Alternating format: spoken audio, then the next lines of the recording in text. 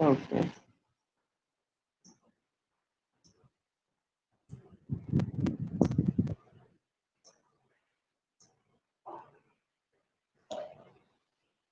So, hello everyone. I am Harsh, and this is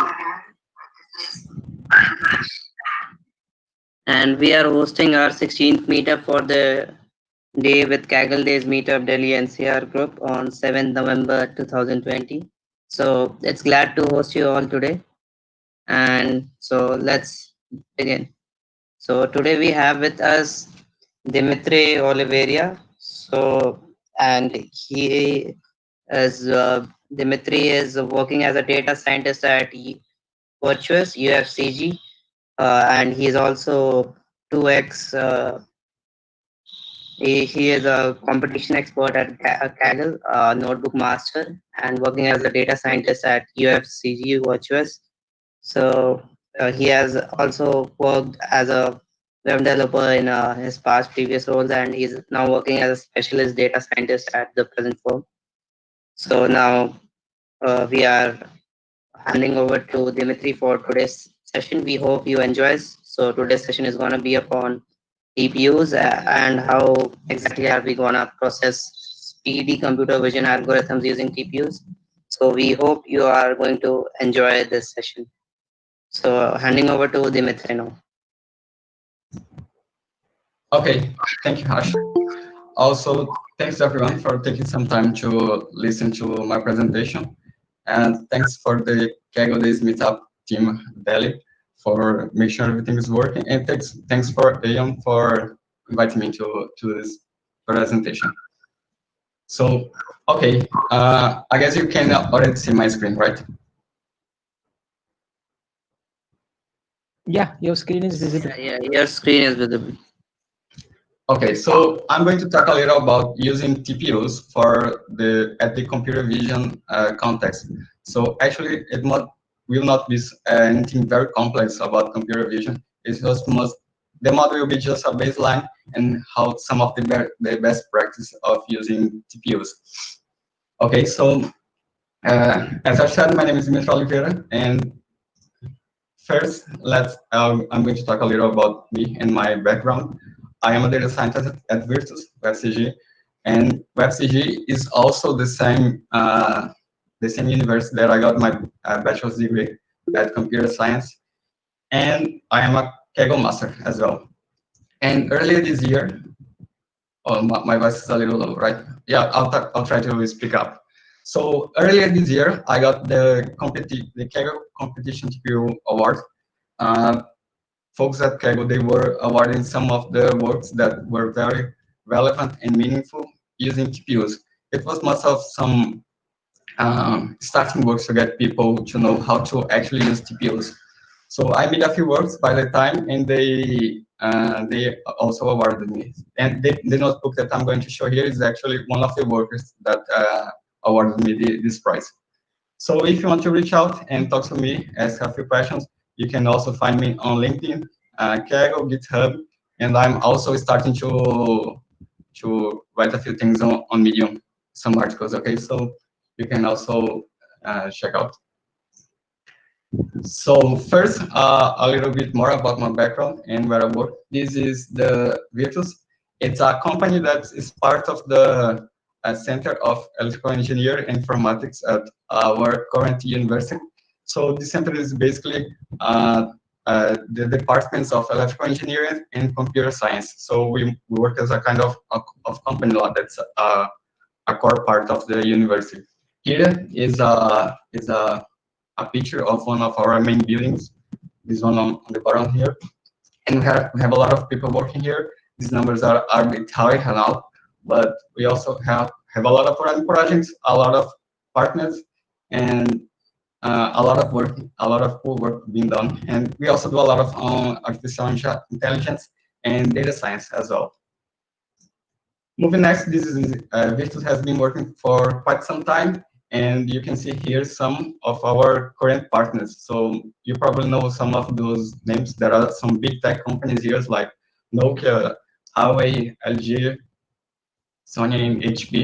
And also we do a lot of work with some of the local companies from Brazil that some of you probably don't know a lot, like Petrobras or Chester. Okay, so done with virtuals and my background, we can move up to the actual topic that I'm going to talk, that is to use TPUs on an efficient way on the computer vision context. So to start off, we can take a look at a brief description of what is a actual TPU. So here is a picture of a TPU chip from Google. It was developed by Google to do some very specialized work, especially for deep learning tests. So I think that the first big problem that they used TPU to solve was uh, Google Street View stocks images, something like that. So it was a lot of data and a lot of processing. So here you can see that this is a picture of the TPU V3-8. This -8 stands for the number of cores that it has. It's the most recent TPU system that they have, and it's also the one that we have available at Kaggle for free. It's a very cool thing. So here at the TPU picture, we can see the 4 TPU chips, and each one of the chips, they have 2 TPU cores, getting a total to the 8 TPU cores. So on the complete hardware, we have a processing power of 420 teraflops. It's a lot of processing if you are familiar with that. And we also have a lot of memory, 128 gigabytes of RAM. So the idea is that we can use a lot of data on this hardware, and we can also use very big models because they have a lot of memory. So this is a brief introduction about TPUs and how they work on a higher level. Okay, so moving next, we can actually go to the actual code. In this case here, we are using TensorFlow. So it's an advice. It's probably going to be a lot of easier to use TPUs if you're also using TensorFlow. So it's all from Google, so that's a easy integration as well. So this is a simplification of the code, and I think I shouldn't be seeing this, but okay. So this is a simplification of the code. If you're familiar with TensorFlow, you can see that actually to use TPUs, you just need to add a few extra lines of code. So in the beginning here, there is the TPU cluster resolver. That's the first line. That it's actual TensorFlow code that's used to initialize the TPU. So the first part with the type initializing the TPU system, it's 3 lines of code, and then we create the strategy, the TensorFlow strategy that's going to be used later on the bottom there to actually initialize the model and compile it inside the TPU scope. So if you have already done distributed training with TensorFlow, you are already familiar with this kind of strategy. The idea is that you create a strategy, and inside this strategy, if you're using like multiple GPUs, like 8 GPUs, you will create a distributed strategy, and inside it, you will actually instantiate the model and use it. The same thing is here. Actually, the TPU, as you saw before, is a distributed system. So if you take a look, actually to use a powerful system like a TPU, you don't need to actually add a lot of extra code. We are just using here 5 lines of code to be able to use powerful hardware like TPU. So if you are using TensorFlow, it's actually pretty simple, as you saw, and has a very low complexity. It's not very, there are not a lot of things that can go wrong on this code here. Okay, so now that you saw what is a TPU and how we can initialize it on a simpler way, we need to keep in mind a few things to use it. It's very easy to initialize TPU hardware and use it. But if you don't pay attention to a few details, you might be getting something's wrong. So here are some of the tips that are very important for using TPUs that I'm going to talk about. So by the TensorFlow documentation, the ideal size, the ideal batch size is 128. For some kind of specific problems, you might not be able to use it. Let's say if you are going to use an image that has a very high resolution. So it might not be possible to use this batch size. Or if you are going to use a very large model, like a language transformer, so you won't be able to use the size. But the thing is, actually is 128 by TPU core. So as we have 8 TPU cores, the global batch size will actually be 1,024. So it's a very big batch size.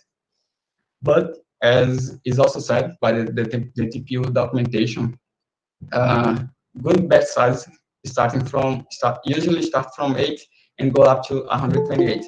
But also all these numbers are for each TPU core. So you actually need to scale it by 8. That is the number of TPU cores that we have. And also, it's a rule of machine learning in deep learning. It's usually a good idea if you are scaling, if you are tweaking or changing your batch size, you should also remember to scale your learning rate, just to make sure everything is working. And the idea here is basically to keep the TPU busy.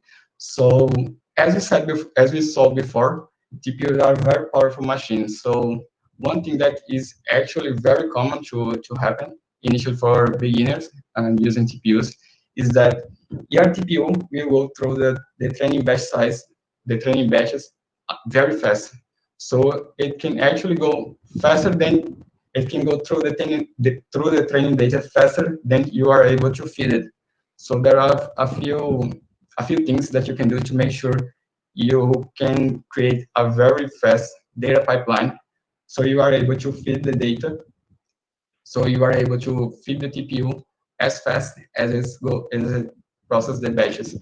Usually, a good idea is that if you are using TensorFlow, you can also use the tf.data module and TensorFlow records format to make everything even faster. And a good idea is also to always monitor the TPU usage. If you are going to use a Kaggle kernel, this becomes a lot easier because it has this nice feature that you can see here on the right side, that it monitors the hardware usage. So here you can see at the top of it that it said the TPU is actually online, so it's working, it's using the TPU. And at the bottom there, you can see some indicators, some number indicating the usage of the TPU. So you have a MXU, that's the usage efficiency, and the idle time. So if you are using a Kaggle kernel and you are able to use it to inspect the hardware usage, there are a few things that you want to keep in mind. So while your TPU is training, so it's working, it's actually working, you can go here and monitor. So if the idle time is too high, probably you are not feeding the TPU data as fast as it should be. So maybe let's give an example. Like you are going to process small batch sizes and images from a very low resolution. So the TPU will go through that data very fast. But on your data pipeline, maybe you are doing a lot of complex data manipulation. So probably you are maybe doing a lot of data augmentation. Maybe you are scaling the data, doing transformation, joining with different data sets, adding labels or something like that. So you are actually spending a lot of time on your data pipeline, and the TPU has already gone to the training batches. So it will be idle a lot of the time.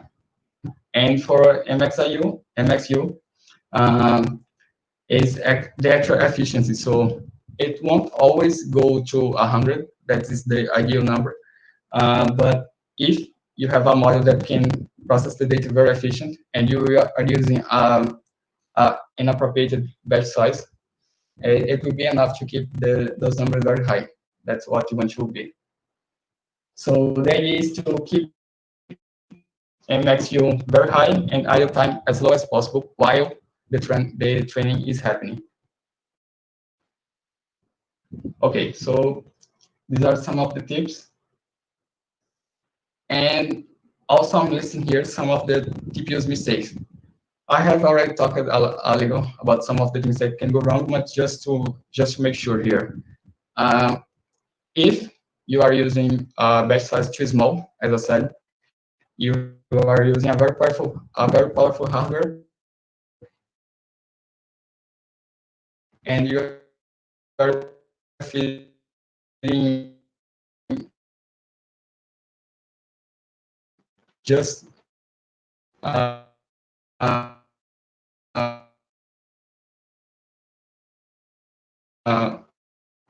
that is what I said, when your data pipeline is too slow, or your TPU is going through the train data very fast, and you can keep up. And as always, as you saw, when you are using a TPU, you need to do a lot of tweaking on, especially on the batch size. And if you are not also adjusting your learning rate to be appropriated with your batch size, your training can go wrong very easily. Later, I'm going to show a notebook that I'm doing here, and this will become even clearer. And another thing that most of the people don't know, at least a lot of people don't know, especially beginners, is that there is a little difference from how and where the training actually happens when you are using a TPU. The thing is, when you are using a Kaggle kernel, you are coding on your virtual machine. So you have a machine here that you are coding. It could be your local computer at home. But the TPU is not there. It's actually on another virtual machine that is on a Google Cloud address, something remote. So the idea is, if you are using Kaggle kernel, you are programming and coding on one virtual machine, but the TPU is on another training machine. That's why you always need to be even more careful in this kind of setup, because on your local machine, there is all the data and all the code. So you need to send that data to the remote machine that the TPU actually is. So that is may have some network. A network will probably not be a problem because they have a very fast network. But the training and the coding actually happen on two different machines, and this is very important. Okay, so moving next, this is the notebook use case that uses a data set that I'm going to illustrate a baseline code to run TPUs. So for people that are familiar with Kaggle, probably you already know what data set this is. It's the flowers data set. This data set actually does not have a name, but it's known as flowers data set. The people at Kaggle, they have joined, I think, that 5 different data sets of flowers, and they concatenated everything and came together with this data set. So the idea is we have a lot of training samples, more than 16,000, and more than 7,000 test samples. So it's a lot of data, and they provide the data on many resolutions. So it's starting from 192 to very high resolutions, like 512. So you can now actually already see here that most of the GPUs will not be able to use resolution this high, 505. I think that even on the Kaggle GPUs, if you are using this higher resolution with a very big model, or at least a medium-sized model, you won't be able to use a good batch size with these images. But the idea of this data set is to do image classification. So we have 104 different types of flowers, and the idea is to classify each image from what of those classes they are. So here are some samples of the images, and you can see that actually it's just flower classification, but it's a challenging problem. It's kind of hard because some flowers, some of the pictures they are taken from different angles. This one has a little close up. Some have different lighting conditions. some of the images are on different places. Some are cropped, So there is definitely some challenge to be doing here. And after all, it's 104 different classes, so there's a lot of things to be done here. Okay, so this will be the use case data set and the data and the tests that we are going to predict.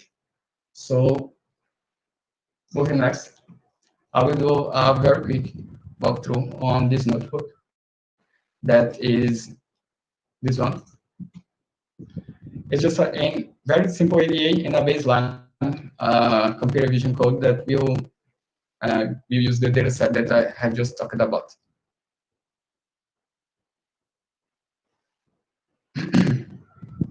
So moving on. So here's the notebook, and I will go through the training code. Here are dependencies. There's not a lot to talk here because there is just regular dependencies. And here is this is what I said, is actually the TPU address, and this is the machine that hosts the TPU, the remote virtual machine that hosts the TPU. And this number of vectors here, it's the ATPU cores. So as I said before, this is the TPU and hardware initialization code. So it's just a few lines of code. This one is a little different than the previous one because here there are some try and except and ifs to make sure that if I'm using a TPU or a GPU, my code does not actually break. So the actual difference is that here you can see if there is a TPU system, it will initialize a TPU strategy. And if it's just a GPU or CPU, it will get a default strategy. Okay, so moving here to the parameters. Just a second. Moving here to the parameters, you can see that at the batch size, I'm scaling it for the number of vectors. That's 8. And as we saw before, the idea here is that I'm using a batch size of 16 for each one of those vectors. So it will be 16 times 8. Each one of those cores we get a batch size of 16. There are a lot of parameters here, but I'm going to talk a little about them when I get to the actual part of the code. But another important thing here is the image resolution. I'm using a very high image resolution. So as we are going to use TPUs, I can get away with using high resolutions and also big models, as we will see later on. And the other thing that I said before is the learning rate. As you can see here, I'm using a fixed learning rate, but I'm also scaling them based on the number of replicas. And I'm doing this just because I'm scaling the batch size. So as I said, if I'm scaling the batch size, I should also be scaling the learning rate. Okay. So in this case here, as I'm using TPU or GPU, if in this case I change the TPU for a GPU system, my code will not break, and the number of replicas here will be just 1.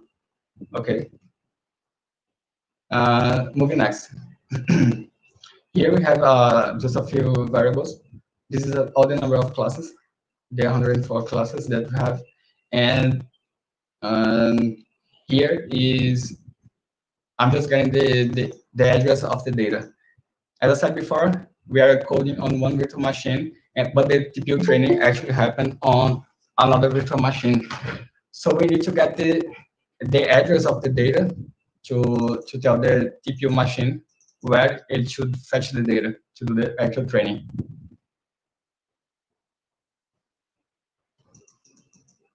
Okay, so here is just a bunch of boilerplate code, so there's not a lot to talk here, but it's just to do data manipulation. So to make things a little bit quicker, I'm not going to into details of what's going on here.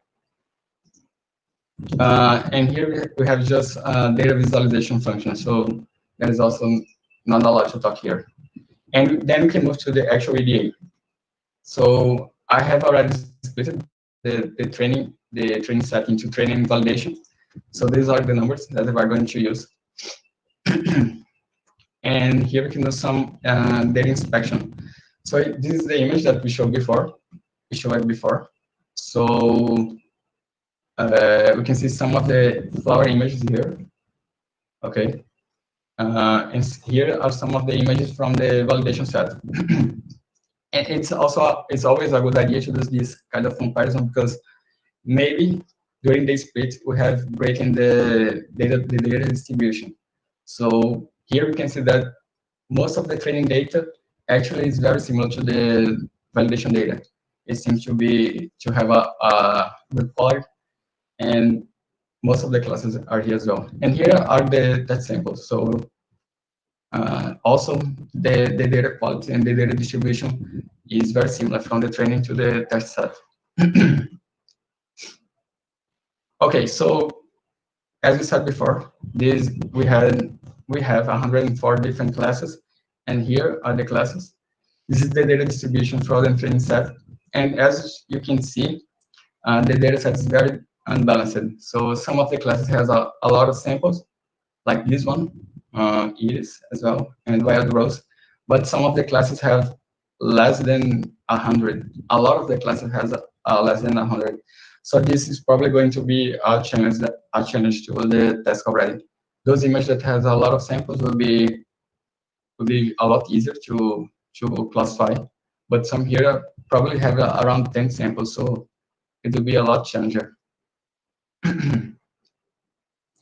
Okay, so now that we have taken a look at the data set, some of the images and the data distribution, we can start building the model. So this is the model. I'm going to use an EfficientNet V6.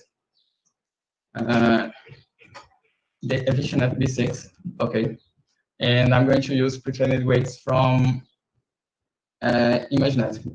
This is the data path, but this is basically Noisy Student is a kind of data training that uses the ImageNet data set. Okay, so this is the basic model initialization. I'm going to use the pre-trained model with a global average pooling layer on top of the model and a dense class. This is the number of classes and the softmax activation. So we can actually move to the training. You can see here that I'm freezing the base model. So no training will be happening on those pre-trained layers. This is basically a strategy that I'm going to use to make sure the pre-trained weights are preserved, that knowledge will be kept. So there are a few strategies. Let me show a quick picture here. So, okay, you can see here, this is a simplification of the EfficientNet architecture. So the idea of what I did before is that I got the pre-trained weights from the base model, and at the top, I'm just adding a pooling layer and a classifier that has 100 random initialization. Okay, so the idea is that the pre-trained weights, they already have a lot of knowledge based on ImageNet. And the ImageNet is a very general computer vision task. So usually, most of the things that perform very well on, most of the models that perform very well on ImageNet, they tend to perform good on other computer vision tests, at least when you do fine tuning. So this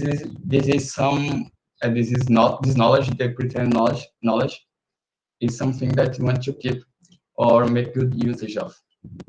So one strategy to do not disrupt the pre-trained weights is to warm up the top layers. So we have all the bottom layers, the base layers here, that is the EfficientNet, and we have the top layers, that is the global average pooling and the dense layer. But this has random initialization, as we saw before. So what we can do is to train just these two layers here. The global average actually does not have any parameter, so I'm training on just the dense layer here. Okay, so you can do this just for a few epochs. It will be very fast because you are training just the dense layer here. And I think I'm training just for 3 epochs here. And then we can move to the actual training. So if you're familiar with pre-trained models, maybe you already know about learning rate schedule. So what I'm using here is a learning rate schedule that has exponential decay and warm-up phase. And the idea is also to keep some of the knowledge that we got from the pre-trained weights. So during this warm-up step, the learning rate will move up from 0 to the actual number that it has. That is this one. So it will go from a very low number to the actual number on these steps. So the idea is that the layers that have random initialization, they will have some time to understand the task. The pre-trained weights already have some understanding about computer vision, but the random weights no.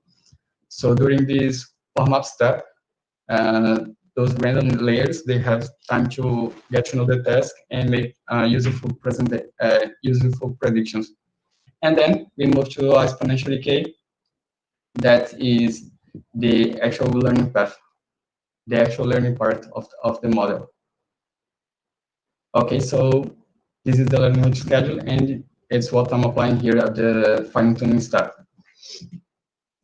And to do this, all the layers that I have frozen, I need to unfreeze them. So it's done here.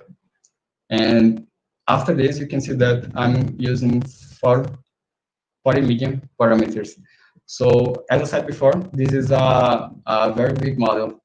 So probably you were not able to use a model that is this big with image that has such a high resolution if we were not using TPUs. So this is the model graph, what happened during training. It gets on a plateau very quickly, around epoch 10. It starts to go on a plateau. And after the training, we can go, let me just see okay. So here you can see at each epoch. At each epoch, it's almost 2 minutes, so it's very fast, the training on TPUs. I'm using very high resolution with a very big model, and each epoch trains even less, almost a minute and a half. So it's very fast. And after the training, we can move to the model evaluation. So here, I'm just printing the precision recall and F1 score for all the classes. And here we can also see the support. That is the number of samples that each one of those classes has.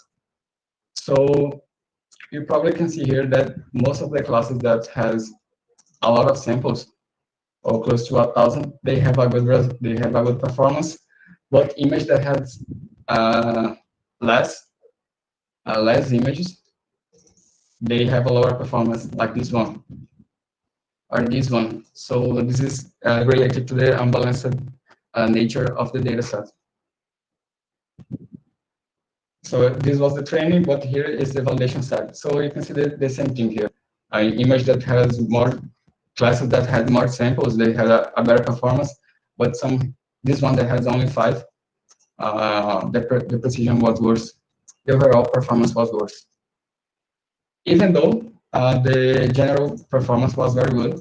This is about training, and this was on validation. So the model actually had a very good performance. And here we can also see the confusion matrix.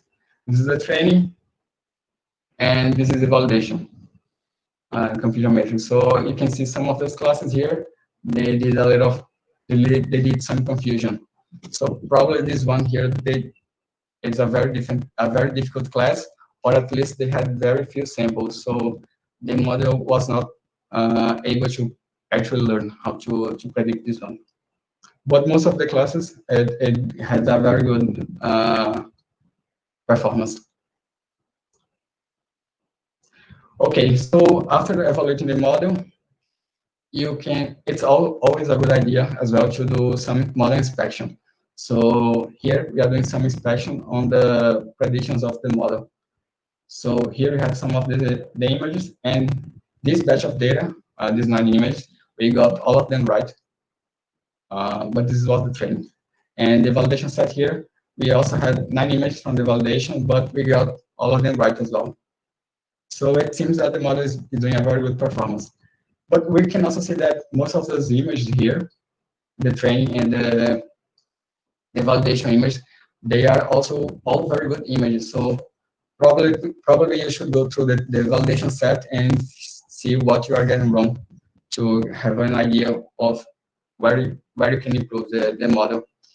Maybe some of the images that have a bad lighting condition, the model does not perform very well. And finally, we have the test prediction that we are just in the prediction of the set. So if you are familiar with TensorFlow, you can see that there are not a lot of different things that you must do here.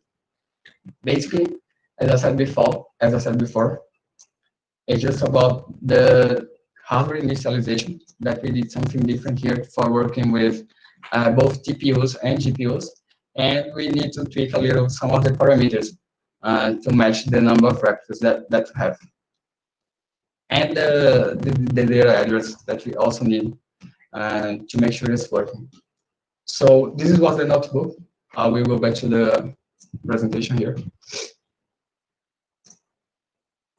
Okay, so just to do a quick recap of what we just did. Oh, sorry. A quick recap of what we just did here. For the notebook, we initialized the TPU system. Then we defined all the model and the data parameters. We loaded the data set, and we needed to get the data path at the Google Cloud Storage. We need a quick EDA,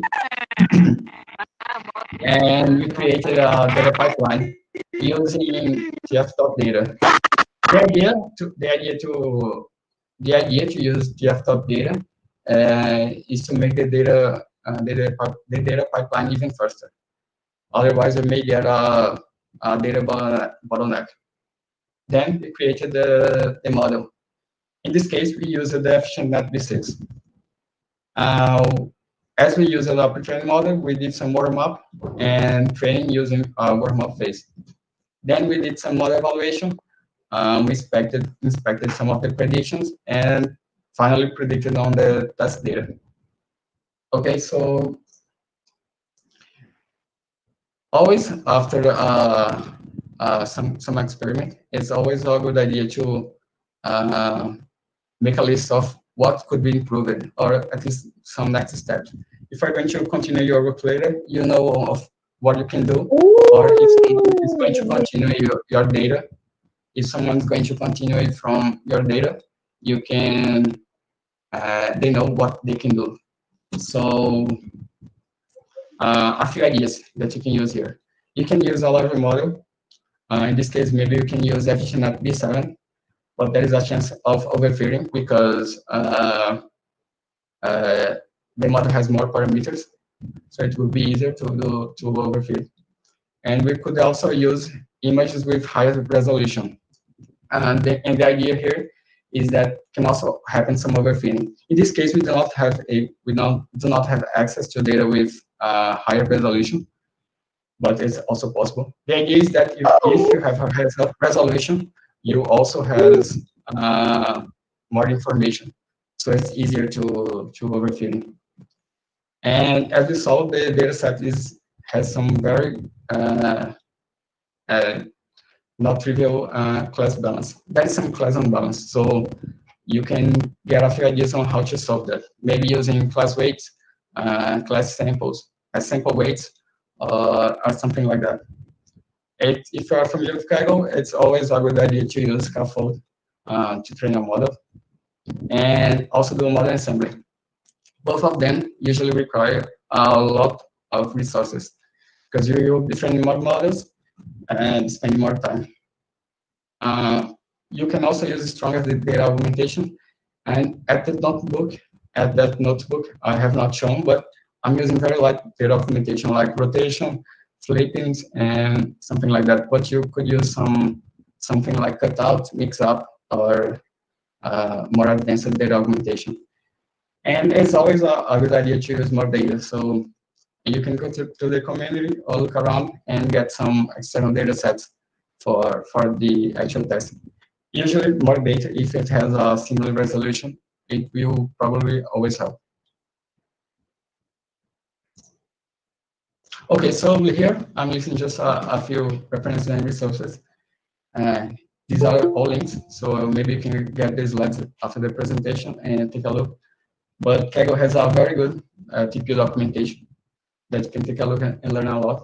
Also, can check out the Google Cloud and TensorFlow guides, and check out a few notebooks that are using TPUs, so you can also learn. And yeah, we got to close to 40 minutes, so I think that's all the presentation that I needed to that I wanted to show.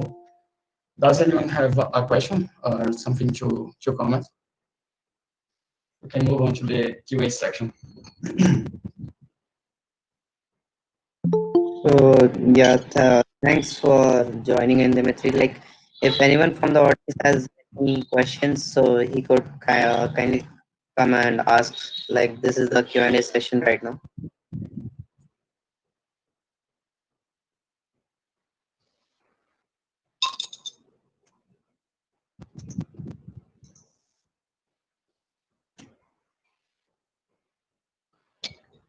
Okay, so as you saw, the idea was pretty simple, at least at the model part. One advice I would give is it's probably easier. At least now it's easier to use TPUs if you are also using TensorFlow. So it will make things easier. There are a lot of code examples around. There's a lot of documentation, both from Google and from the specific TensorFlow library. So it will be, I think it's easier. At least for me, I prefer TensorFlow. And the model was pretty simple. It was just a baseline. So, like Dimitri, the code base you explained was on TensorFlow. So, does even PyTorch allow the usage, or currently it is not available? Yeah, a lot of people also use TPUs with PyTorch. I think it's not, there are a lot of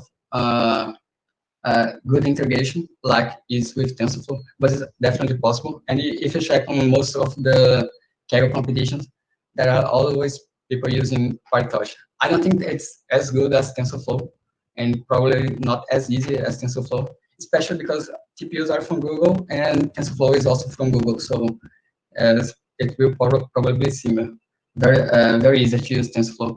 But the people at PyTorch, they are fast, very fast on doing updates. So probably sometime around it will be very easy to use with PyTorch as well.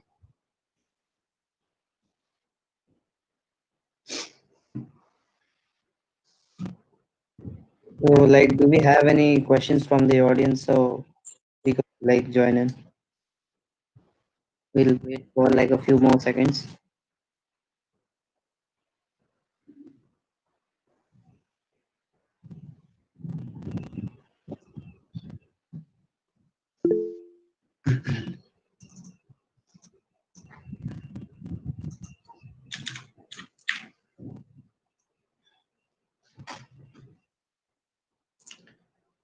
So yeah, so we'll like conclude this session now. Thank you so much, Dimitri, for joining us in the session today. Hope audience liked the informative session and how powerful TPUs are. Like once there were early which had a speed of around 1.5 teraflops to like how GPUs are now giving us 18 teraflops power. So coming up on to the next event which Kaggle Meetup Delhi NCR is hosting is Data Catch-up. Harsh, sorry to interrupt, but I think someone has a question in the chat box. Okay. So, Okay, I think I saw it about using a code that can use GPU and TPU, right? So as I said at the beginning of the notebook that I presented, and you can make a few specific changes. So at the notebook that are shown, at the actual code that I'm initializing the TPU system, you can put a few try and excepts and if and else. So if the notebook that actually the TensorFlow code detects that you are using a TPU environment, it will initialize a TPU strategy. So, and if you are using a CPU or GPU, it will get the default strategy. So you just need to write your code on a way that it's agnostic on the actual hardware. So when you initialize, if you're using a TPU or a GPU, it will work the same way with no problem. You just need to be careful about the model you are using and the image resolution, also the batch size, because some of them will not be useful will not be able to run on a GPU.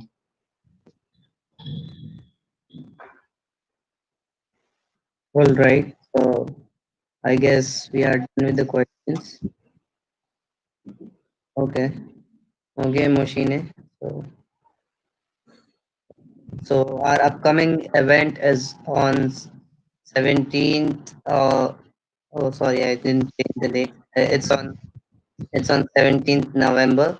By Joshua Stam, the founder and CEO of StarQuest, on main neural networks and how parameters are estimated via backpropagation. So that's in for today. Thanks everyone for joining up, and we hope to host you up in the next meetup. Thanks, everyone.